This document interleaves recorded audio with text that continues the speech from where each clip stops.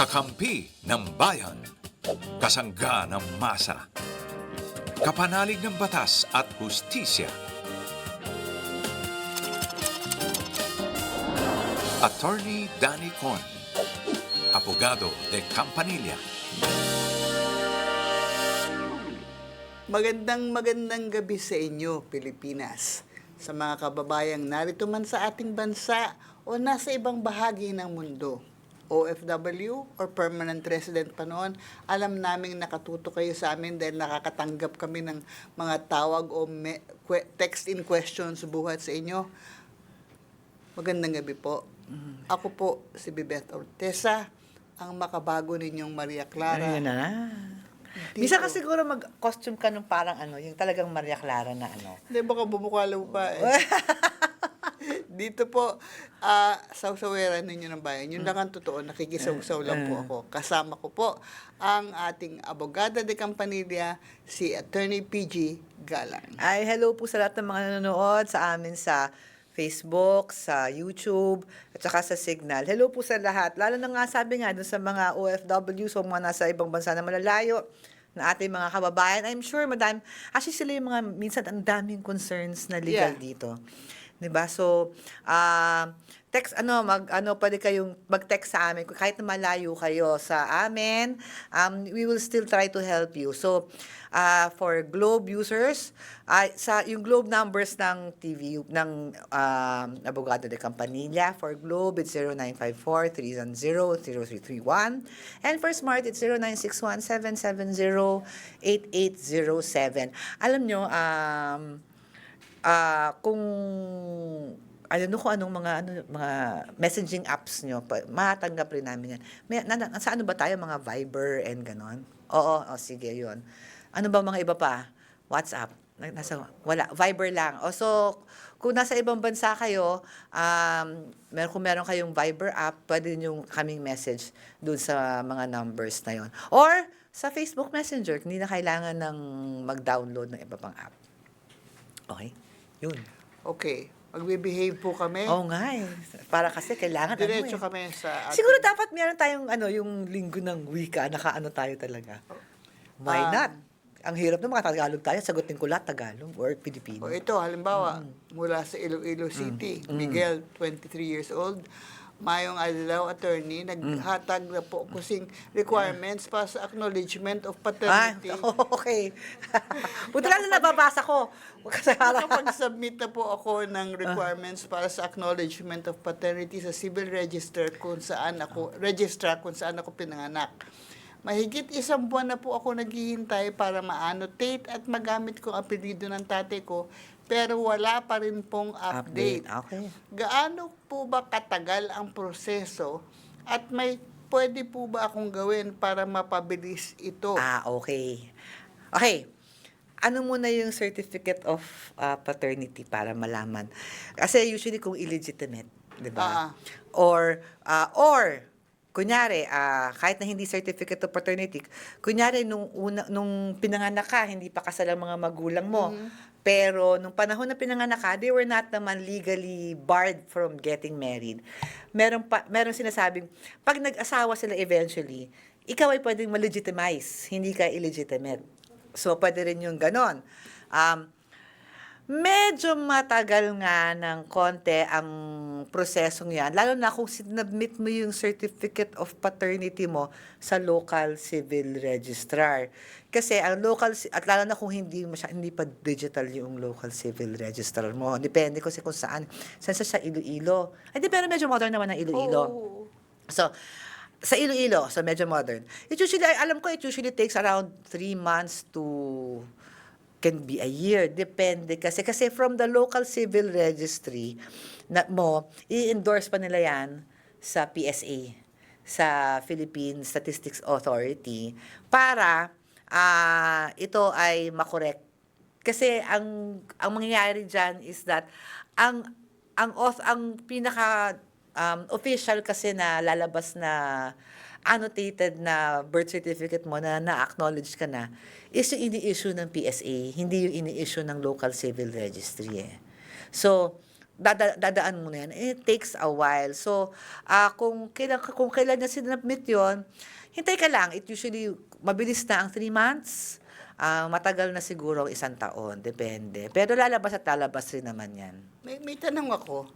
Is it possible na kung halimbawang yung kanyang birth certificate, no, nandun yung maisabit niya at makitang nakapirma naman ang tatay niya, mapapadali ba yung proseso? Mapapadali yung proseso. So, depende rin kung ano yung nangyari. Kaya lang mukhang may edad na siya. Ilang taon na ba siya? Mukhang ngayon lang siya in-acknowledge ng kanyang 23 years old. Oo, si Miguel. so ngayon lang siguro siya in-acknowledge ng kanyang biological father. So gusto niyang magamit yung apelyido niya. Yun nga siguro ang problema niya dahil matagal na nang ginagamit yung apelyido ng nanay niya dahil 23 na siya. So he wants the birth certificate para lahat ng mga ibang IDs niya, passport niya, umayon. Hindi naman aayon yung mga passports mo at mga ibang mga mga government issued IDs mo kung hindi yung birth certificate mo ang napalitan. So hintay ka lang, Miguel. Miguel, hulat-hulat ka lang angay. Kaya mabot na daang kwan. Oo, it just takes a while. Kasi manggagaling from Iloilo, dadalhin pa yan sa main office sa Maynila sa PSA. Okay. Oo. Okay, ito naman. Buhat sa Quezon City, ang layo. Ang layo. Hindi tulad ng isa. Si Stanley, caller natin ngayon. Hello, Stanley. Hi, Stanley. Hello po, magandang gabi po. Good evening, Stanley. Ano matutulong namin sa'yo? May ano lang po ako, concern lang po ako. Ano yun? Kasi yung may nagme-message po kasi sa akin na paiba-ibang number. Tapos nagsasabi na sinasabi na daw po yung kuya ko ng small claims. Ang nakakatakot po kasi yung concern po namin, alam po yung buong pangalan, tsaka yung address po ng kuya ko. Tinry ko po siyang i-block. So, nag-iiba-iba po kasi yung number, parang paulit-ulit po na sabi, magsasabi na daw po sila, tapos pupunta daw po yung pulis sa bahay, na kami naman po, hindi namin alam kung totoo po ba yun? Nangyayari po ba talaga yun? Ay, hindi. Pagdating po sa small claims. Hindi. Hindi nangyayari yun na text ka, nasa text ka, isa-summon. Parang harassment. Oo nga pag small claims, kahit paano korte pa rin yan and initial order of the courts will issue electronically. Diba? So, kasi wala pa silang jurisdiction sa kapatid mo Kailangan talaga makatanggap ang kapatid mo ng actual summons. Physical summons. Actual physical summons. Only after that nag-appear ang isang tao sa korte. Ngayon kasi meron ng mga initiative ang Supreme Court na as much as possible pwede na rin sigurong digital or online, pero it is only after the court legally acquires jurisdiction over you. So that is when your brother actually receives yung physical. So yung na-receive ng brother mo, i-report niyo yan sa meron bang mine-mention na korte? Wala po sabi po korte lang, tas yung barangay daw po. Wala yan. I mean, hindi naman sa wala yan, Stanley. May utang ba talaga ang kapatid mo? Ayun nga, tinanong ko siya, sabi niya po, wag daw pansinin. Pero kami po kasi, dahil ako po yung mini-message, minsan na bothersome na po siya. Hindi ko po pinapansin, pero paiba-ibang number po yung bakit ikaw ang mini-message? sa akin. Bakit hindi sa brother mo nagme-message? Ayun nga po. So, malamang kilala mo yan. Malamang kilala mo yung... Kasi alam ang telephone number mo Oo nga Baka kaibigan ng kuya mo na kaibigan mo rin na may utang ang kuya mo kasi hindi naman niya sinabing wala akong utang. Una kong suggestion, Stanley, i-consider mo magpalit ng telephone number. Oo nga Pangalawa, kunan mo ng picture, i-screenshot mo yung mga messages na yan para meron kong hawak ng ebidensya ng harassment na yan kung sakaling harassment. Pwede yan. At sa totoo lang mukhang harassment. Actually, nung isang araw, nagtanong rin sa amin yan kung ganyan. Pwede mo naman ipa-imbestiga yan sa cybercrime unit ng PNP, or sa NTC na mismo. Ang NTC kasi, National Telecommunications Commission, ay sila yung kasing yung government agency na nagmamonitor ng mga ganyang mga bagay. Lalo na ngayon, di ba, yung mga numbers ngayon have to be registered. Yes. 'Di ba? Hindi na dati kasi uso yung bibili ka lang ng SIM card, walang tanong-tanong kung sino ka eh. So they can trace that kung talagang mag-persist. Tama yung suggestion ni Direk Bibet na hindi ka ba magpalit ng number kasi pwede ka naman mag-request sa mobile provider mo eh. Kung number mo talaga 'yan na magpalit. Tapos doon inform mo na lang yung mga contacts mo na ito yung mga gusto mong contacts, no? Na nagpalit ka na ng number. 'Di ba? Pero yung as far as the subpoena is concerned or yung ganyan, pananakot lang yon. Kasi kung talagang meron, naka-receive na yung kapatid mo. Oo. Kailan pa ba nagsimula yung mga messages na yan? Anong buwan, anong year? Parang last 3 months ago lang po siya. Parang hindi naman recent po lang. lagi, pero once in a while po siya may nagme-message po So, sa akin. okay. So, ang worst case scenario, meron talagang magfa-file ng case sa brother mo, small claims lang yan. Ang ano nun kasi, Stanley, ang small claims, hindi yung criminal Kaya yung sinasabi nila magpapadala ng pulis dyan, hindi totoo yun. Kasi ang small claims, ano yun pag may utang ka lang. Oo. And hindi kailangan ng abogado nga doon. At it's only a civil action. Meaning, maghaharap kayo sa korte, patry ng korte na kung paano kayo magkakayusan, bayaran. Walang krimen yon kasi utang. So yung sinasabing kakadala ng pulis dyan, hindi totoo yun. Baka ang sinasabi niya yung sheriff na mag-serve noong summons. Hindi yun pulis. Court processor yun. Hindi, walang ano doon. Walang nakukulong sa utang. Ganun yun.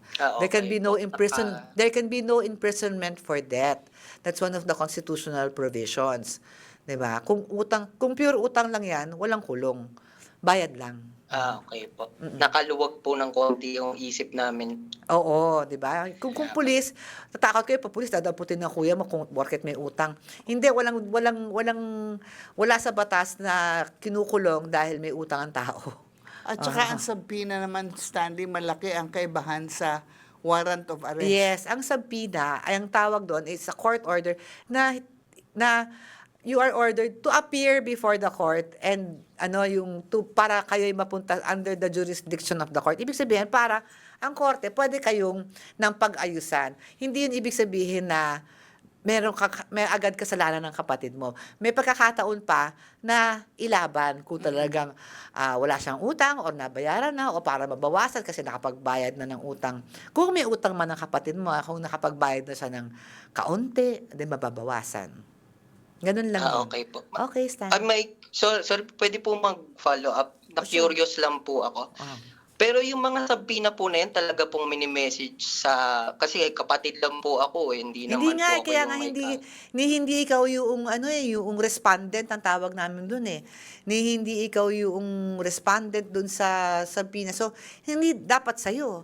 Yun pa yung isang alam mo ng fake yan. Diba? Kasi, bakit ikaw? Oo. po. Thank you po. Maraming Okay. salamat po sa Okay.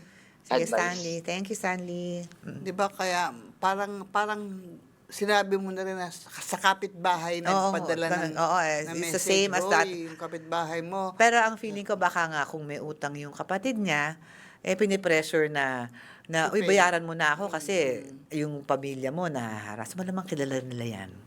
Malamang. Kasi parang nalaman ng number. Oo, at saka nagpapalit ng number pagkatapos. Ano yun. Diba? Anyway. Okay. Text in question number 2 from Laguna. Carlo, 29 years old. Good day po, attorney. Namatay po ang tatay ko at kailangan kumuha ng death certificate sa ospital.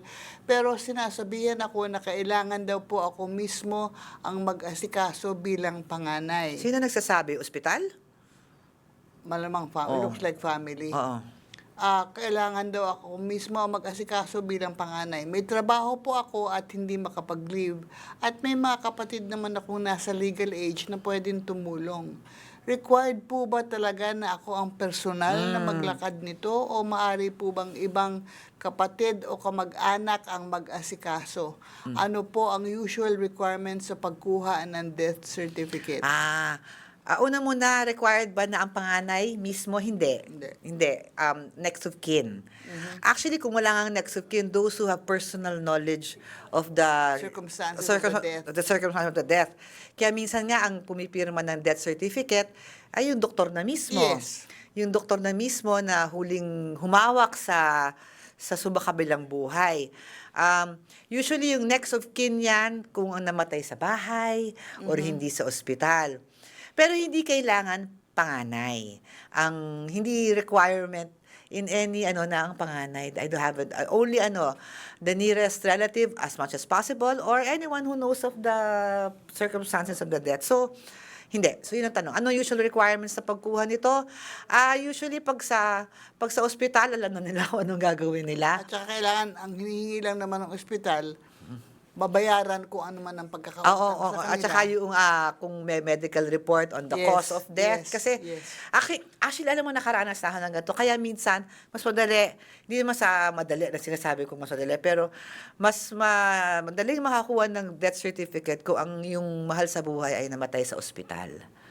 Kasi kung ito ay namatay sa bahay na walang doktor na nakatingin, requirement na may police report.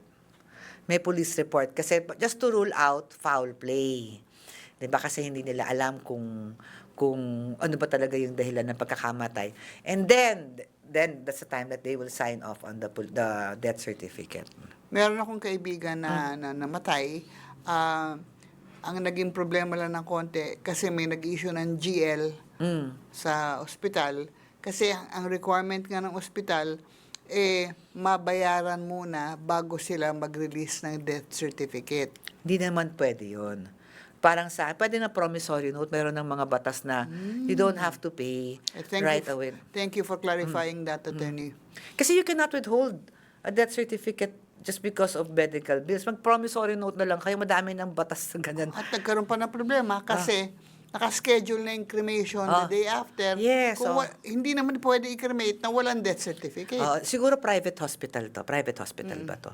Kaya siguro sila nagmamatigas. Pero sa mga public hospitals, hindi nila hinihintay ang full pay. Pwede ka na mag-PN. Okay. Text in question number 4. Buhat gikan ni sa Cebu. Antigo man po. Ako magsulti may gamay rang Buti na lang, magaling. Si Ethan, 26 years old. Hi po, attorney. May concern po ako sa previous employer ko.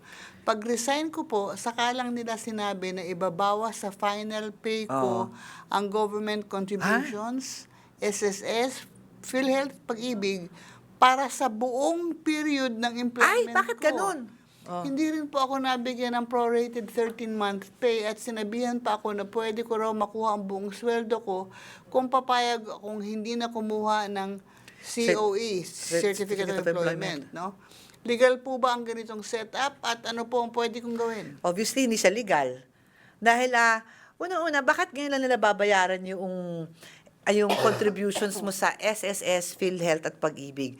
Dahil pag ikaw ay wage earner, pag wage earner ka kasi, di ba, ang withholding agent, yung employer. Tapos sila yung nag-remit sa mga SSS na yan.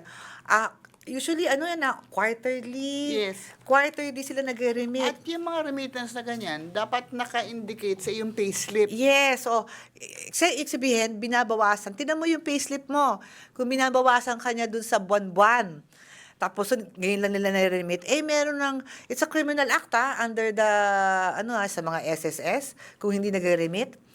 Diba? Kaya ayaw nila ikaw bigyan ng certificate of employment para excuse sila na hindi nila ikaw empleyado nung time na yon. At hindi sila mandated na i-remit yung mga yon. Kasi kaso yan ng maliwanag. Yes, so pwede ka magreklamo. At yung prorated 13th month mo, kailangan lang ibigay sa'yo as long as you've earned it, di ba, na for that year. So, ano gagawin mo? Legal ba? Hindi. Hindi siya legal. So, pwede ka na magreklamo sa LLRC about it. Punta ka na lang. Ang tawag nga namin doon, single entry approach. Anong kaugnayan nung sinasabing makukuha lang niya ang kanyang buong sweldo kung papayag siyang hindi na kumuha ng Certificate of Employment? Kumbaga, hindi nila ibabawas yung hindi nila na i-remit na SSS, PhilHealth contributions, as long as hindi ka humingi ng certificate of employment. Meaning, kasi namin ikaw naging empleyado eh. Kaya buo na namin ibibigay sa iyo kasi hindi naman kami nag-remit. Parang May mali, ano? parang house show. House show talaga yan. Parang to absolve them of their liability for non-remittance, they are offering you na buo namin ibibigay yan, pero hindi ka namin empleyado. Okay. Parang as if hindi ka namin naging empleyado. So, nasa sa'yo yan kung gusto mong tanggapin yan, buong-buo mo makukuha. Pero sayang rin yung panahon na ginugol mo dahil alam mo sa SSS, sa PhilHealth, at sa Pag-ibig, it matters yung gaano kakatagal na nagko-contribute para mag-earn ka ng retirement benefits, Yes. makakautang ka. Diba? Yung mga empleyado ko sa law firm ko, yun, madalas silang, like ko silang sinasabihan, alam nyo, umutang kayo sa Pag-ibig, umutang kayo sa SSS, umutang kayo dyan. Hindi dahil sa pero para magamit, kasi di ba may mga iba yung fake, Yeah. yung mga fake na, yung mga hindi mahilig umutang, para alam nilang meron talagang tao dyan sa SSS account na yan at hindi nila pwedeng gamitin for fake transactions. Yun, nawala sa'yo yun. Kapangalan ko pa. Ay, hindi, yung una pala. Nawala sa'yo yun, yung number of years na, yung months na tack on dapat sa'yo na-earn mo na. Kasi may funeral benefits na ng SSS, Sayang rin. But you have to have a number of months or years of contribution before you are allowed. So, sayang rin. Okay, dahil mabait kami, nakaabot kami sa text in question number 5. Buhat kay Patricia, Tokayo.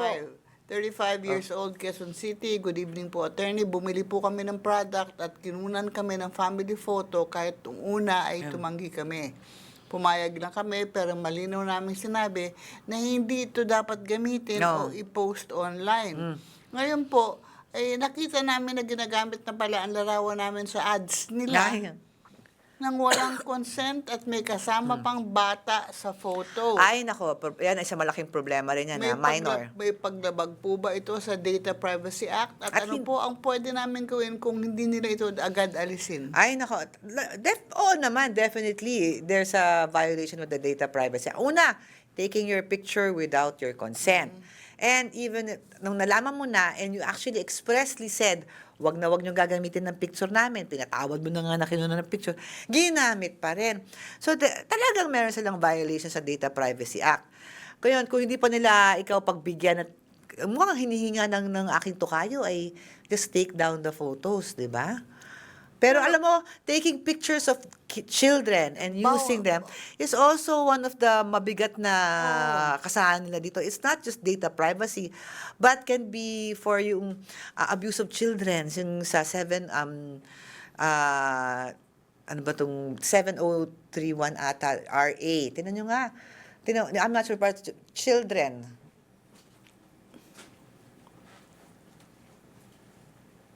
Hindi mali. Mali yung aking RA. Pero yung RA Protecting Children, na bawal gamitin yon. In fact, nga, di ba sa mga ibang bansa, laging naka-blur ang mukha ng mga bata. 7610, yon. Known as the Special Protection of Children Against Abuse, Exploitation, and Discrimination Act. That's specific to children at kasama dyan ang use of their images. Kasi nga, nung kami, for 1 year, nagkaroon kami ng damay at dangal na project. And once a month, nagpipresent kami ng pangalan ng mga namatay dahil sa sakit sa COVID, dahil sa EJK, basta lahat-lahat ng namatay. Pero pag bata. Pag may picture ng mga bata, na family picture ng Blurred dapat. we would always blur the picture of the young children. Yes, because of 7610, bawal. Without the consent of their guardians. Diba? Even if yung, diba, nung dati nating, nung hiling show natin na meron tanong rin dyan, kahit na ano siya yung, ang tawag children in conflict with the law. Hindi natin sinasabing akusado kasi ang mga bata eh. Kasi sabi nga they are in conflict with the law. Even their names cannot be published. Redacted yan Redacted lahat yan. It's protected. So, ganun ka-stricto. Ito na nga, in conflict with the law na nga sila, meron sa nilabag Pero Pinoprotektahan pa rin natin karapatan. sila. Oo. So, yes, ituloy nyo yan. Ang bad naman nung kumuhan ang store na yon, 'di ba? Diba? Magano kayo, pwede na naman, totoo naman na ito yung mga hindi to cyber libel, na i-post nyo na gano'n na nangyari, i-disown nyo na yung mga pictures na yan. Kasi baka magamit pa yan sa ibang, Correct. magamit pa yan sa iba na hindi kayo pumapayag, ginamit ito. These are one of the things na hindi siya legal solution, but hindi kayo sa cyber libel kasi it's the truth, 'di ba? Na kayo yan, hindi kayo pumapayag, and give a warning na that you do not allow the use of it. Okay. So, andito na po tayo sa bahagi ng ating palatuntunan na kayo po sa lahat ng mga nag-text, nag-message sa aming Facebook page na may mga katanungan kayo. Huwag po kayo mag-alala. Bukas makalawa, pwera lang pag Sabado at Linggo, Ay, oo. ay matutunghayan ninyo ang inyong mga text-in questions dito sa aming programa. At kung hindi man maitanong, malalaman ninyo, kapapanood gabi-gabi, may kahawig ng problema ninyo. Kaya matatalakay din. Ito po si Bebet Ortesa, ang Maria Clara ng Bayan. Pero agaluwa kita ng talaga ng Maria Clara outfit. Hindi, pero Maria Clara ito. Pero I'm sure madami ka. Hindi, Maria Clara, ako na handang sumapak kay Padre Salvi. Doon maniniwala ako. Tapang kaya ni Direk Bibet. Di ba? I believe that. Okay. Di ba? At ako, inyong abogada de Campanilla, si Attorney PG. Bye! Hasta la vista, baby! Ayan, sabagay sa'yo.